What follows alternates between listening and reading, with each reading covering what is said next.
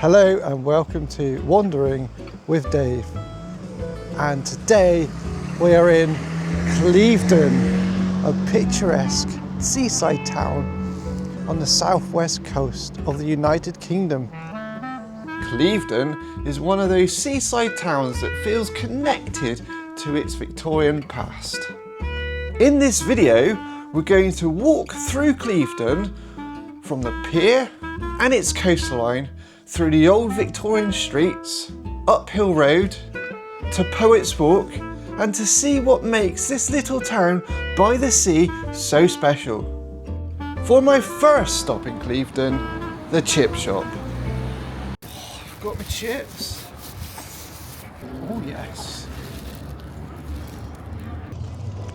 Potato in there, good sign. Salt and vinegar is on par with generous salt and vinegar of a takeaway. You don't want these chips anyway, they've gone cold now. Yeah, it was great atmosphere in Clevedon today. I was hoping those chips would give me enough energy to climb up to Hill Road. Right, check for the vehicles. Hidden in the seaside town of Clevedon is a forgotten piece of British motoring history. Stevens, 1898.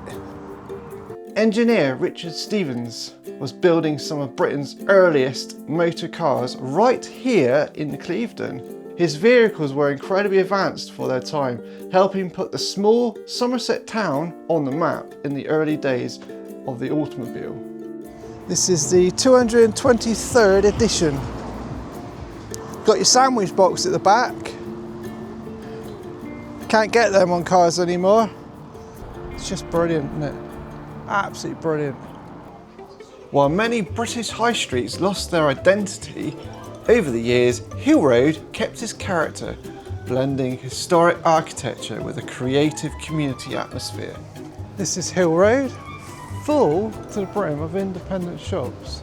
We've got cocktail bars, we've got the Fallen Tree micro pub down the end. Absolutely fabulous. We've got a bakery. And we've got books on the hill. Just in case you need to have a little read. The Day in the Life of a Frog. It's a good book to read. The independent coffee shops were not open, unfortunately, so I was so desperate for a coffee, I popped into Sainsbury's. Where's the big ones? It's only a little one. Oh well. Come on. Yes. Another coffee shop. Oh, they're open. No, they're not. That's false advertising, they're actually closed. Let's go for a walk in the park. Let's go wandering. Ah, squirrels, squirrels, squirrels! They're having a little fight. You're not going to jump on me, are you? No. I'd give you some food, but I got out, so... Anyway, you have a nice day, Mr. Squirrel. At Christmas, they light this place up. It's absolutely wonderful.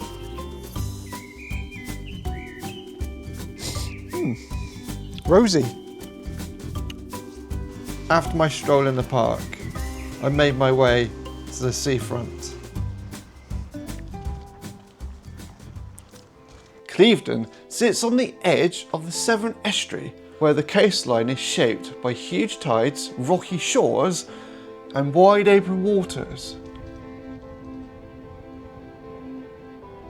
Behind me is Clevedon Pier, open in 1869. Built by a guy called Hans Price, is a Grade 1 listed structure. The pier was primarily built for steamboats. Steamships used to park or moor at the end of the pier, and people used to get on it, and then they used to go up the channel and back down the channel and do a little boat ride.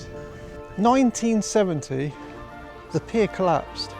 They were trying to test it, basically put a load of weights all along to see how much weight it could handle, and during that test, it collapsed. True story. I continued my walk along the seafront. So if you're looking for the pier, it's in that direction. I think it's quite, yeah, it's pointing in the right direction. I guess you can't fly to it.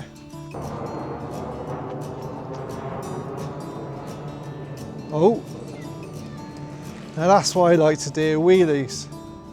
And here we stand in the Clevedon Bandstand, built in 1887, which was built for the Queen's Golden Jubilee, Queen Victoria. If you look up the coast, you'll notice all the trees are leaning. Why do you think that is? I'll tell you why. There's a lot of wind being blown from that direction. It comes up the channel, 1,000 miles an hour, maybe not quite that fast, but bear with me. And it basically, over time, it pushes the tree further and further and further over. Yeah, lots of wind blowing you over. There you are, the Clevedon Lean.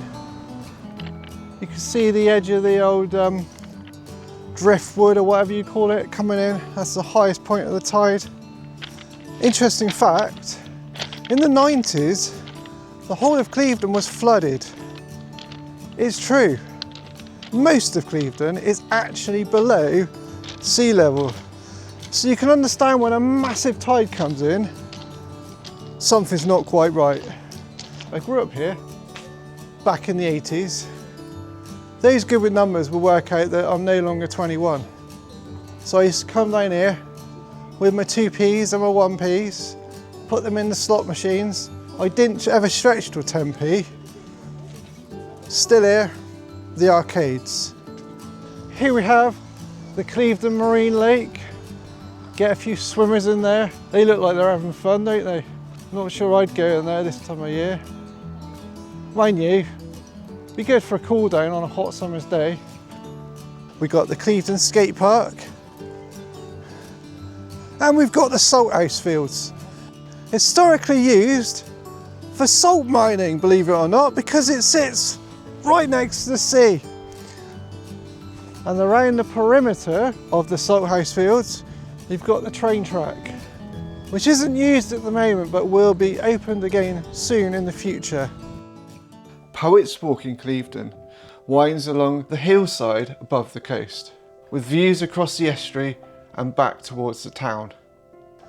In the 19th century, Poets Walk became associated with writers and thinkers. They used to come here from far and wide to have a walk, to have a think, to have a ponder.